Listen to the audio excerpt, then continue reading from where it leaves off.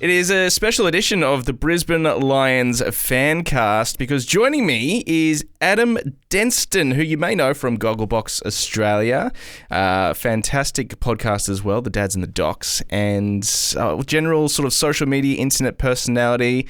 Mate, I'm very jealous of your last couple of months. You've been to Wimbledon, you've been over to Hawaii, you've been all over the world, mate. But most importantly, like myself and our listeners, you are a Lions nuffy, which is great to hear. Yeah, big time. It's it's one of those things that you're born into. We were Fitzroy fans, and the line was, if you don't follow us up to Brisbane, then you better find your own way to make dinner. And at 6 years old, my safety around an open flame wasn't that good, so I thought I should. I'll follow the Lions up, and yeah, I've been a Lion my whole life. Now you're still based in Melbourne, though, is that correct? Yep. So I'm one of the Victorian contingent. One of the single greatest days of my life was the 2024 grand final, where I hosted the breakfast, the official Lions breakfast at Crown in the morning. Chatted to like a few of the guys on stage, Luke Power and Acker, and then went to the game, saw us flog the Swans next to my mate who's a Swans fan. And then the next day I got to host the family day at Brunswick Street Oval, and then got to individually announce every premiership player onto stage, which was, pretty special. If you told 6-year-old me, who was bawling his eyes out at our last Fitzroy game at the MCG, that in 20 years' time, 30 years' time, he would be doing that, he'd probably take it. Oh, absolutely, mate. Very jealous. And I guess that was the sort of catalyst for me reaching out to you, was you put up a post a couple of weeks ago about a Fitzroy scarf, and it was from that game, I believe, the MCG against Richmond, where we got flogged by 151 points, and you said it was your number one prize possession, and I shared with you I've got the exact same scarf from the exact same day, and it is also my prized possession, other than my 3-year-old son. Yes. So we do have that in common, that we were both at that game. I would have been maybe 5 or 6 at the time, and still burned into my brain. But yeah, I've been a tragic ever since. Yeah, it's it's just something that doesn't change. It's funny how much like a sporting club that you really like. I have no influence about how the boys play on the weekend or anything like that, but how much they dictate like what happens in your week. And being in Melbourne, it's very much our weekends are organised around when our football clubs are playing. So my wife is a Hawks fan. Her grandpa played for the Hawks in the 50s. And then I'm obviously a Lions fan. And then I've lost my daughter to the Hawks, unfortunately, because my parents live up in the country, and then her grandpa lives around the road, and he's a diehard Hawk as well. So I'm fighting a losing battle, James. It's very much pushing shit up a hill. But our weekends are organised around when our clubs are playing. Well, it sounds like a weight of numbers thing there, but you've had the last laugh the last couple of years, of course, and I no doubt you'll be at Marvel Stadium this Saturday night. I actually will not be this week because I'm getting a nose operation and I'm getting my tonsils taken out for everybody playing at home, which sounds heaps of fun. And I'm getting that done on Friday, which is also my birthday. And then so apparently from what the doctor has said, I won't be in any state to be up at Marvel Stadium, certainly not yelling out to the boys on the field. Oh, geez. Well, happy birthday, I suppose, amongst all of that. Hopefully you'll get to watch, nice and comfortably on the couch, and the boys will get a win for you as well. How have you seen the 2026 season so far? I still feel like we're playing with the house's money. Like, that's how I felt very much even last year as well, and into this year, is that, like, winning the flag has just freed up my fandom so much. I remember one of the more devastating days of my life, as I'm sure all of the people listening to this, but the 2023 grand final, I was like unceremoniously bawling my eyes out, like heaving. My shoulders were going up and down. On the other side of the row were all the Collingwood fans going crazy. And to their credit, they were actually pretty good. They didn't rub it in your face or anything, which I was relieved about. But my wife put her hand on my shoulder and said, "Are you okay?" And I just said, "Not now."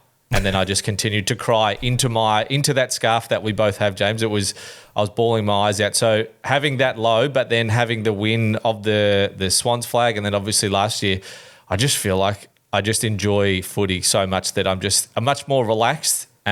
But now, I mean, you say that before the whips start cracking, and now that we're coming in closer, I'm like, geez, it'd be nice to finish top 4, wouldn't it? Yeah, it is a little bit like that. It's amazing what a couple of flags will buy you in terms of like emotional reprieve. I suppose like even those couple of weeks where we got done by the Cats and, you know, the Giants put 14 goals in us.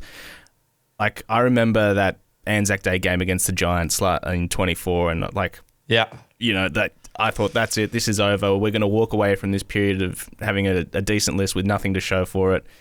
And I probably would have felt that way, you know, in that 3-game stretch with Freo, Geelong and GWS this year. But I was like, I've doubted us too many times to be proven wrong that it's sort of fine. Like, it'll be what it'll be. And, you know, if that's it, walk away with back-to-back. It's not bad.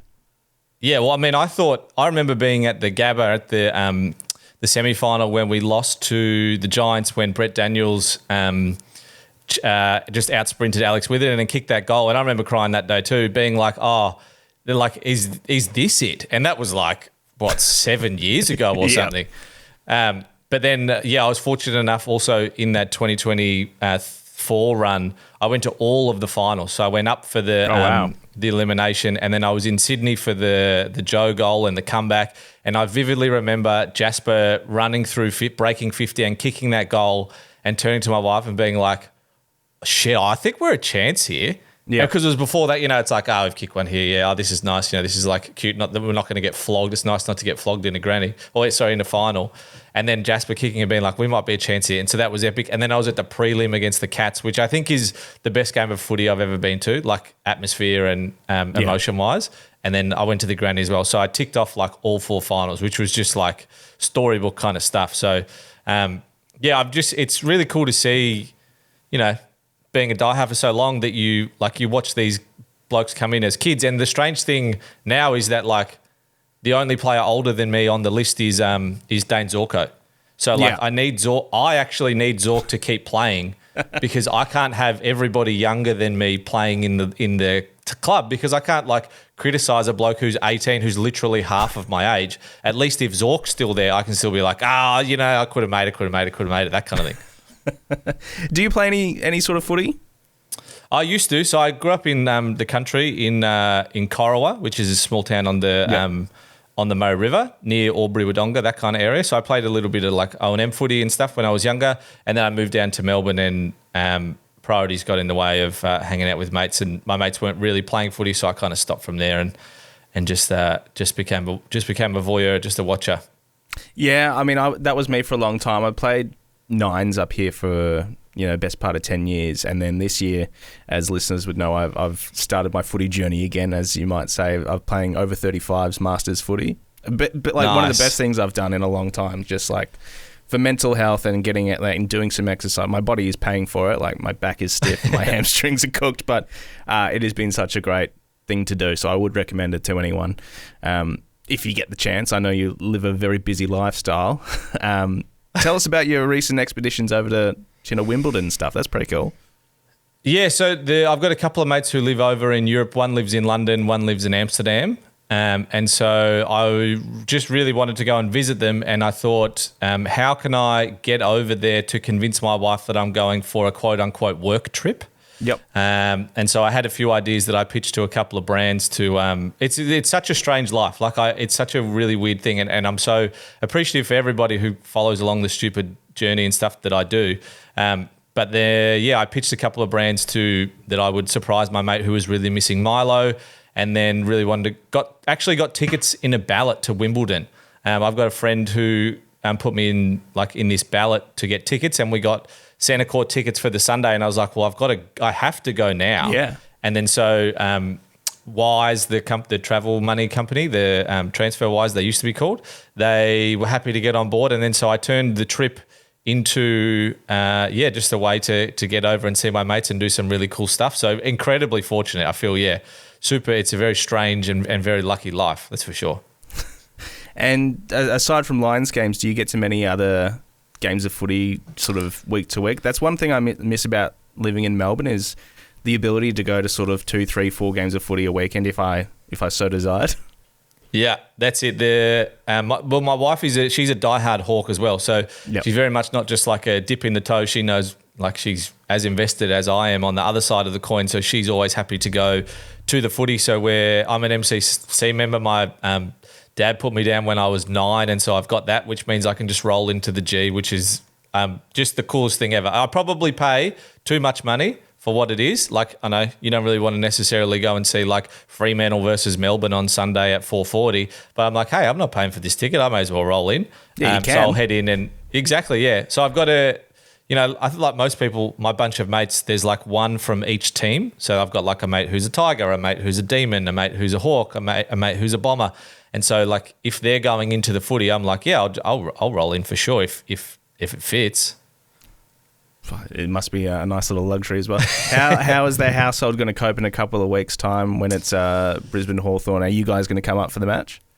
Well, there was a lot of stress last year around whether it was going to be Brisbane Hawthorn grand final because, the Hawks played the Cats in the prelim and then the Lions played and then we were playing the prelim too. So it was is our house going to survive the grand final? So we are just trying to work out if we can fly up. We probably can't. So I think it'll be a very tense household. I might have to send her over to her parents' place. We might watch it separately because otherwise, divorce is a very tough thing to go through from what I hear and it can be very expensive and we'd probably rather not do that. How are you as a footy watcher? Much more relaxed than I used to be. Yeah, definitely. I mean, turns out premierships help a fair bit. But I'm pretty relaxed. I just really enjoy seeing the guys who I've watched through their careers play really well. I actually just really like watching the boys have fun. You can kind of tell when they're losing or when things aren't really going their way, no one looks like they're enjoying themselves, and then that permeates into me, and I'm not really enjoying myself either. But when they're laughing and pissing about and doing stupid stuff, I'm like, how good's this? I just love watching just a couple of idiots run around because footy's such a dumb thing, but it means so much to so many people that I just love watching them have fun because then I'm like, oh, cool, this is valuable, and I'm really enjoying being a part of it. Like Huey, when Huey got drafted, he was immediately my favourite player, and he has been ever since. He is, as soon as he got drafted, I was like, oh, this is the guy, because he's the kind of footballer that I would like to be if I was good. If I was that good, I would be the not really doing a little bit inside, but you're not doing that much. You're doing a lot of finishing, kicking goals, running through the middle, your space, good skills. That's the kind of guy I'd like to be. So I'm I just like watching Huey run around and dominate. And also because my mate is an Essendon fan, and he's always been Andy McGrath's better. And so we have this long running debate. I mean, it's very clear to everybody listening who was better out of the number 1 and 3 draft picks back then. But I just love rubbing it in his face whenever Huey kicks a bag, or if he gets 30 and Andy has four kicks and 18 handballs. Well, you must have been happy when you finally saw Huey find some form across the weekend then, because it's been a long year for Huey, a strange year, coming off the back of what I guess a lot of people thought he would be. Probably win our BNF last year, career best year. Obviously injuries, but he's looked a shell of himself, but weekend was good. Yeah, I think maybe a combo of injuries and captaincy change. Because he's obviously not the most I don't know, effervescent, if we'll go with that word. He's not the big extroverted kind of character. And so whether part of that pressure has changed, you also never know what's going on in the background of people's lives and stuff, and why they're playing crap, why they're not playing as well as they used to. Who knows what's going on? There could be something with family or friends, or who knows. So, but yeah, definitely he's and generally it'll be a combination of things. It might be an injury. He's obviously playing 60% of game time, and he's still getting 16, 18 touches, which is not his usual output. But then you see him the Huey of old on the weekend, and you're like, oh, that's the guy. That's my guy. How good's this? Yeah, and hopefully that form continues. And I guess a lot of those players that started slowly, comparatively, again, Dunkley, Will Ashcroft started pretty slowly as well, but his last 6 weeks have obviously been enormous. Obviously, you've said Hugh's your favourite. Have you got sort of another sort of group, another couple that you've got soft spots for? Oh, I love, I love Harris, but the thing I just love the celebrations of the spoils. I think that's I think it's one of the greatest things in the whole league. Like, I think I'm surprised that more teams haven't picked it up. Like, it's very much how Glenn McGrath started the hold the ball up for 5 wickets. Like, he was the guy who started that up. And that was like a way of being like people who don't normally get celebrated, getting celebrated. But I just love when there's a massive punch. He's like both arms in the air. He's like just super G'd up for that, which is really cool. And the other thing that I think is interesting about my fandom is that because I've I've been really fortunate to meet a lot of the blokes, and when you introduce them at Family Day, when like a lot of them are signing, you just like chatting to them like they're normal people because they're just regular people. Like, everybody is a regular person. But I love Frog. Frog's just like he's just a bloody, everyone says it all the time, but he's a bloody good human being. And Charlie Cameron is like far and away one of the loveliest human beings who like always goes out of his way to make an effort to like say hello, to come over and chat. He sent a video to my daughter for her 4th birthday this year, and she was so G'd up to have a video from Charlie. Charlie's like quite comfortably her favourite. Even though she's a Hawks fan, she wears a Charlie badge on her Hawks scarf. I love that. And then we went down to the rooms before the Dons game when we absolutely flogged them at the start of the year. I know we flogged them twice, but the first time we flogged them. And Charlie came over and was like, "Oh, happy birthday. I'll kick a goal for you today." And she was like super, super excited. And in my mind, I'm like, "Charlie, bro, like, don't write him out. Don't write like a check that your body can't cash." Think that's just like the whole horrible insecurity that I have. I mean, of course, like, comes out and he kicks the second goal of the game, and then he points out to the crowd, and she's like, "Oh, Charlie kicked the goal for me. That goal was for me, like specifically for me." And so seeing like the light and like the happiness that he brings, like, I love Charlie. He's so lovely, and his family are like crazy lovely too. So I think that's the other thing is like you see these guys who are like really enjoying themselves. When you see they're good people too, you're like, that's nice. Like, I feel like I'm happy supporting a team that is like good people. And I mean, it seems to all flow down from Papa Fags, doesn't it? Like, that's you're not tolerating assholes. Like, you've got to be a good person because you carry so much weight with how people are and people looking up to you and that kind of thing. So I think it's really cool for that. So I think, I mean, they're probably if I'm looking at my like triumvirate, my top three, it's Huey, just because I love to watch him, and then Frog and Charlie, Frog and Chuck. Yeah, no, it's not bad. I'll throw Link McCarthy in there as well as the like top tier blokes that play for the Lions as well. And it's as much as I'd love to see him hopefully there on the last day this year, it's like fingers crossed, but he's got a lot of work to do, I suppose. And finally, we're in a position where our injury list is actually pretty small this year. That's crazy, isn't it? Like, I saw a quote and it was like, "There's no guarantee that Oscar Allen's coming back in this week," and you're like, "Wow, we're like really whittling it down." And it's almost like if and when Ty gets rubbed out tonight, or like in this week, that Dizzy will hopefully be back, and then he'll sort of step straight back in, and then you've got Dizzy, Frog, and Harris being the three tools. Like, the versatility's there, the firepower's back, and the midfield's back and firing, which is cool. Yeah, it's not a bad time to put it all together as well. On the flip side, the Cats, we love a post buy, don't we? God, we love it. It's like, it's like take that early buy, like piss around in the middle of the start of the season. Oh, we're just getting, it's just happening, and then it's like Brisbane weather's like starting to get lovely again. Then you hit a buy, everyone's like, "Oh, nice. All right, probably time to like put the pedal down, eh?" It's amazing because, in those weeks there that I was sort of referring to before, I still get that feeling of like, oh, this could be it. And then the buy comes and I was like, what was I thinking? Like, haven't you learned anything that Fags knows best, and, the coaching staff know exactly what's going on? And I mean, they're just going to time their run again nicely, it looks like, with four-ish games to go. Do you see us running the table as it were, or there's some tricky games in there? There's the horrible pessimist in you is like, I don't know if I want to go into the finals on an 11-win run. Like, I know that there's obviously like the Cats in 22 and whatever they ran the table with, and they won 17 on the trot or something like that. But you're like, drop one, just like, as long as we finish in the 4, I'll put that as the heavy caveat. So as long as we finish in the 4, happy to lose a game. probably wouldn't mind losing to the Hawks. You know, let my wife be happy for like a little bit, and then we can come and we can roll them back in the finals. Like I'd much rather lose to them. Much like the 24 when we lose to Collingwood in one of the last rounds of the season at the G. I was there with my dad, and we lose, and he's like, I don't know if we can do the final stack, and then you just kind of run it from there. So yeah, I think there's maybe one loss coming, but hey, as long as we're in the top 4 come that time. But then again, do you want to be in the top 4 and finish 4th, then have to go to Freo, and then come back for a cutthroat? That's a long flight.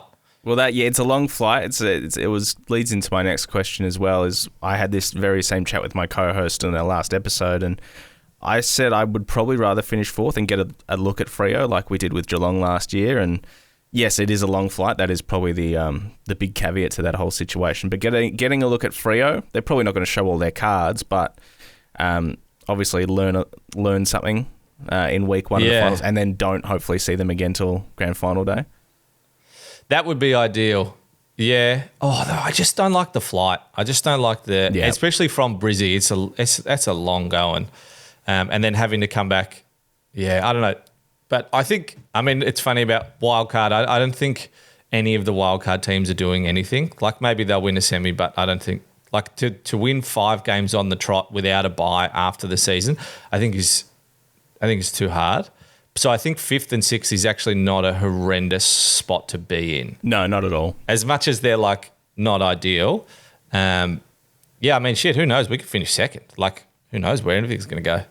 Yeah, I mean, a lot of it will come down to Sydney, who look like they've found a little bit of form the last couple of weeks as well. And Collingwood are bloody, I hate to say it because, I used to love Craig McRae as a player. I have barely been able to stomach him since he's become a coach, but he can coach. He can. I mean, it helps when you've got probably the greatest player, like who will probably go. He very much could go down as the greatest player to ever play AFL, Nick Dacos. Like that's pretty wild. Yeah. So I think that helps out. So you take him out. I mean, it's also you take like Harris out of our team. We're not as good as we are, but like you take Dacos out of them, and I think that they're like a generous wildcard team from there. So. That always helps as a coach, I think. Not to discredit anything that he does, because I think he does a great job of making them a community, which I think is a really positive thing. And I think that it's very like new age coach, and I think it's great because you got dudes who are coming into the league who were born in 2008, which is like pretty scary. That's when I finished high school. Same. So So having them, I think is a funny way. But hopefully we do okay. Yeah, I mean, that's all we can hope for at this stage as well. All-time sort of greatest Lions and we'll go from eras. We'll go that sort of early 2000s era, and then I guess 2 eras of shit in the meantime before we get to the list as it stands now. Yeah, so my guy, when I was like in the glory years, I was 11, 12 and 13 when we won those flags, Blackie was always my guy.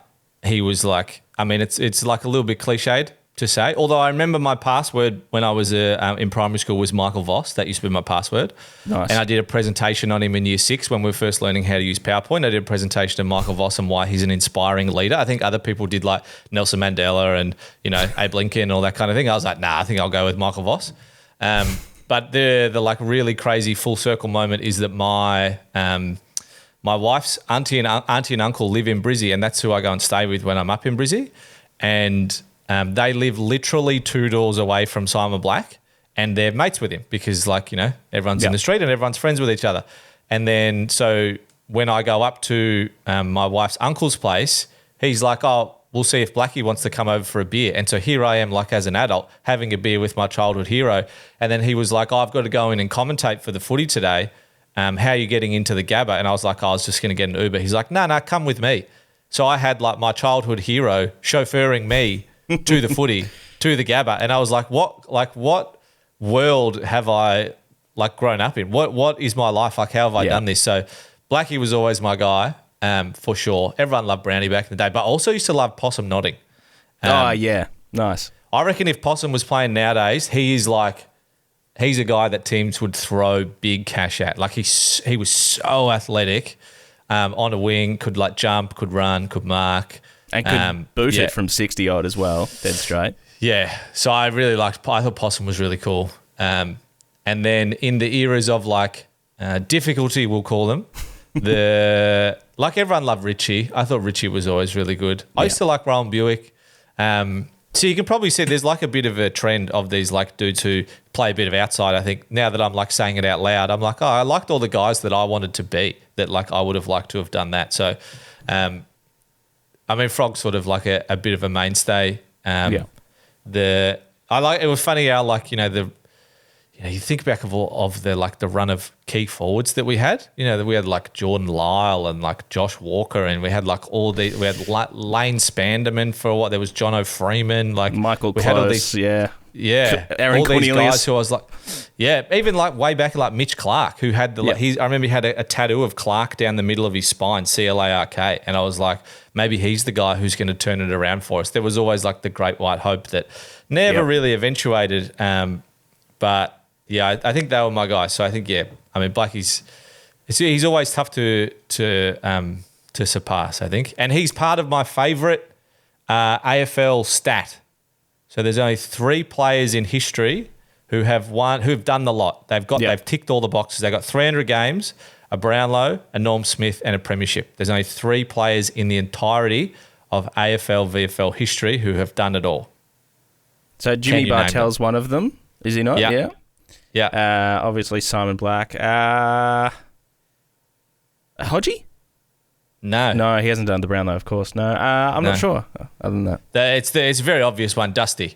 Oh, but Jimmy Bartell is one that people often don't get. He did it all as well, which is crazy. So I love that Blackie's part of that stat of like. Which the ironic thing is that person, it could have been Acker, but Acker kicked 5 and in Acker a will granny. tell you it was him. Yeah, I know. Yeah, well, I actually asked Acker on stage at the 24 grand final brekkie, and was like, "Do you feel like you were robbed from winning the Norm Smith by Blackie?" And he was like, "Well, how many guys have 5 goals in a grand final and don't win a Norm Smith?" And I was like, "It's very Acker." Yeah. Well, Bailey Fritsch can join that club as well. Yeah. Yeah. And another elite human, Simon Black, of course. Yeah. I've named my son after him. And my Nice. dog is named after Vossi. So he's up there for me, all-time favourite as well. And then, Richie, as you said, goes in there too. Big time. Yeah. Well, I actually commented on the Lions Instagram last night when, the number one moment of the Lions history was the miracle on grass.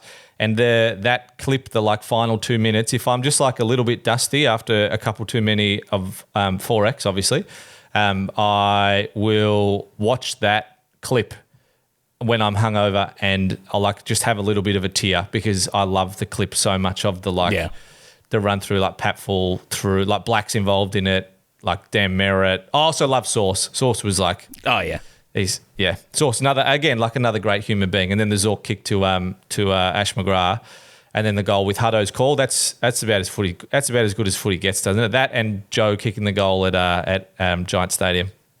Yeah, and there's one more famous clip. That gets a huge run as well. That is Scott Burns cleaning up Vossi in the O2 grand final for him to bounce straight back up. Yeah, and then Vossi going right in his face after I think Blackie kicks that goal, and then Vossi gets right in his face. Special. That was even better. I mean, how good beating Collingwood when they're like, we just lost last year when we didn't think we are going to win it. We'll come and we'll like absolutely flog you this year, and then we just like put them to the sword, which was. Yep. I mean, it's always special. I got another mate who's a diehard Pie, so we've had a bit of a rocky relationship in the last 25 years, so it's always nice to get one back. Yeah, I can. The amount of people that have said to me after that 23 grand final was like, "Oh, such a good game though. Like you must have at least enjoyed the game." I was like, I can appreciate that, but I'm never ever going to watch it again. Yeah, literally have not watched a single second of it back. I remember getting to halftime and saying to my wife, I feel so uncomfortable. I don't know if I can do another half. Like that's how anxious I felt. I was like, this is a horrible, horrible feeling to have. Yeah. Like everything. I'm shaking. Like my heart rates. I can't control myself. I can't sit still. I feel so uncomfortable. I don't know if I can do a second half. And if we had won, then I'd be like, this is the greatest bloody game ever. But yeah, haven't watched a single second of it back. The deal I made with myself in 2024 is like, if we win the 2024 flag, then I'll go back and watch it as part of like the story and I still haven't done it. Yeah, the narrative. Nah, that feels like torture. I feel like you don't need to do that to yourself. Yeah, and the one time, like I've got a Samsung fitness watch, smartwatch. The one time it has sort of checked on me, it's like, hey, your heart rate has been high for an extended period of time. Like, are you sure you're all right? It was the 2023 grand final, and I've worn this like for years with nothing, like even during the middle of high intensity exercise. But the 2023 grand final is like, hey, you need to relax a bit, otherwise we're going to start. Yeah. We've dialed 2 zeros already. Let me know if you need to dial a third. We are an objective piece of tech, and we know that you're not having a good time right now. So you want to just check on yourself. So, it's a strange thing what like 23 guys in like the shirts that you like the colours of can do to you. 23 guys, and the girls too. Like I remember going to the grand final when we beat the Roos, like the AFLW grand final. Also, went to the AFLW grand final, flew up to Brizzy when we lost to the Ds. Then I was at the one where we beat the Roos, and I was also at the one where we lost to the Roos. And I remember I bawled my eyes out when the girls won as well. I was like, "How good! This is awesome. This is cool." And the cool thing, there's a couple of Kathy and Ruby Svark that play for the Lions AFLW. Yep. Shout out to them. They're from my hometown. They're from Corowa, which is a town of like 5,000 people. So I'm like, they're my girls too. Them and Orla. I also love Orla and Courtney Hodder because she's just sick. Absolutely, and obviously Ola's going to be captaining the All Island side, so that's good. I'm very much looking forward to seeing sort of an international series again on the women's side. It's a shame it's not at the SCG or a bigger venue, but I'm looking forward to that. Yeah, it should be really cool. It's super exciting. And Ruby Svark, she had a really great year last year. I'm excited to see. She looked good in the preseason match the other day. I'm excited to see if she can step it up again. And Kathy Svark is just an absolute weapon, isn't she? Oh, mate, she's a beast. Like, I hate to be tackled by her. I'd hate to be tackled by her because she'd hurt me, and I'd hate to be run down by Ruby or chased by Ruby because she was. So it's a bit of like they're a bit of like thunder and lightning together. So I'll make sure that I'm never in a competitive sporting event against both of those girls. That's for sure. Yeah, definitely, and I mean, it's going to be hard for anyone to stop North Melbourne this year. I would have thought again because they just look bulletproof. But Craig Starcevich, like Fags, has a way of at least getting us competitive each and every year. Yeah, it's cool, and the community event that like the AFLW, it's so cool to go down to the games, particularly in Melbourne at like the old suburban grounds, and you get that like real feeling of what footy used to be versus how it is now. Not that either one is right or wrong, but it's nice to be able to feel both of them. Yeah, and the same at Brighton Homes Arena is a fantastic venue to watch footy, especially with the family. Like, just the way it's all set out. I love going and watching the VFL there when I can, and the girls play. So I hope a lot more people start to get around it this year. I know we've sort of been saying that for the last 10 years, but it really does deserve its spot on centre stage, and I think his international rules was going to go a long way for that, for sure. Yeah, I think so. How do you feel about the potential departures of some of the guys? Who do you reckon's sticking around? Who's going? I mean, Lockie's obviously going. He's gone. Yeah, we've been talking about this on the show, and if there's any greater, like, hey, this guy's going, it's the last few weeks where Zach's been starting in the middle and Lockie's been starting at the bench at the start of each quarter as well. So, I don't know, that this chat about Zach Bailey just keeps sort of going up and down the last couple of weeks. It's like, actually is going to stick around, get ready for an announcement, but then that announcement hasn't come and that sort of talk has cooled down a little bit. I don't know. Yeah, I mean, Lockie's obviously gone, and that's sort of fine because we've got the best out of Lockie. And as you said before, there's a lot going on in people's lives, and there's clearly a lot going on in his life. So whilst it doesn't make sense, from the outside looking in to go to Melbourne, I guess the idea of A, money, and B, he's already achieved everything he can, footy-wise. The last thing he can do is play in front of big crowds every week and Anzac Day and all that sort of stuff. He's a Norm Smith away from joining Simon Black, Jimmy Bartell and Dusty Martin in ticking the entire box, ticking it all off. Yeah, and he probably does. The more I rewatch the 24 grand final, he probably deserved that one, the Norm Smith. But I mean, Will's still got a chance to get a couple more. Take another one. I'd love to hold on to Zach because his last sort of 5 to 10 weeks has been outstanding as well. But if it's a choice, did you watch the video the other night? There, I think it didn't. Someone said he's putting a pool in his house. I was like, that sounds like he's sticking around. Yes, Tom Rockcliffe infamously also put a pool in his house and then bucket off to Port Adelaide. So it doesn't necessarily mean a whole lot. Maybe it just means, hey, I've got money to put in a pool and rent this place out. So, as much as I'd love to read into that, I'm trying not to. If it's a choice between him or holding on to Logues, I'll happily hold on to Logues. And yeah. I just find it really hard to begrudge, particularly like Logan or Zach as well. If you're like, hey, here's an extra $4 million and you're like, I'm 20, 21, 22, Zach's case, so we're like 26. Yeah. You're like, man, set up the rest of your life. Like, I'm not, go for it, mate. Like, you've brought so much happiness to so many people that I hope that they're not like, I hope that I'm received okay. Because, not that they really even give a shit what I think, but like I got like no issue, go with my blessing. It's so much money and there's so much life extends so much further past footy that 100%. Go and set yourself up. Take all of that $5 million from Tassie for their sign-on bonus so they can't sign anybody else, and then take $2 million a year for the next 10 years. Give yourself $25 million as a 21-year-old and go live in Tassie and play golf every weekend. And I guess, if we're lucky enough to pull it off again this year, life doesn't get any better. Yeah. You've won your 3 flags. It would be like Jonathan Brown. Obviously, Brownie won 3 flags early on in his career. Decided to stick around, thankfully, and was offered, captaincy and all sorts of money from Collingwood as well. Yeah. He decided to stay, but obviously, football-wise, it never got anywhere near it for him. Aside from a glimmer of hope in 2009. With the ultimate forward line. Yes, well, that's it. And talking about sort of the shit years, I'm famous for saying whenever it was, 2014, 2015, when we got Shacky and Hipwood, I was like, you watch, these guys will be better than Brown and Bradshaw. And that's good stuff. That's something I have to live with now. Yeah. Yeah, wasn't that crazy? It was like, who cares? Because if we finish last, we'll just take Shacky over Wiedering anyway. Yeah. Yeah. Oh, well, we all make giant mistakes. Yep. At least we didn't pick Andy McGrath. 100%. Because then the argument would have to be going the other way, and I'd be trying to tell my mate that four kicks and 18 handballs is better than Hughes 27 and 2. Yeah, well, I don't think that's defendable anymore. I think even he has to sort of bend over for that one at this point.